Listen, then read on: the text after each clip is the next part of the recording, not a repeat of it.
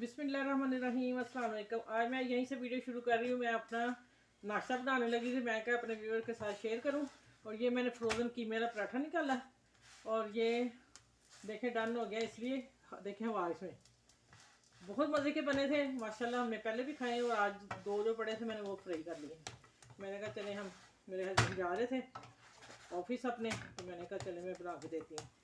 चलिए ये मैं निकालती हूँ। अच्छा ये देखें माशाल्लाह मैं अभी गरम गरम लेके आई हूँ। अब मैं आपको खोल के दिखा देती हूँ या कट करके। माशाल्लाह ये देखें, मेरा ख्याल मैं दिखाए नहीं थे या दिखा दिए थे आज, लेकिन मैंने नाश्ता करने लगी हूँ। मैंने कहा मैं अपना नाश्ता शेयर करूँ।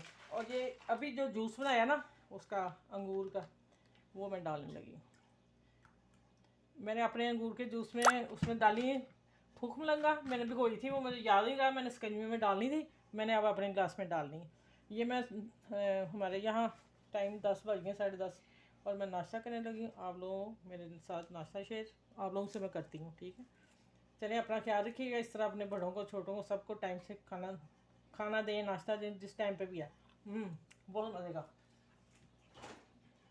आप सब अपना ख्याल रखिएगा और इस मेरे अच्छे से नाश्ते के साथ आप सबको मेरी तरफ से छोटों बड़ों से प्यार करें, रमज़ान में खूब इबादत करें।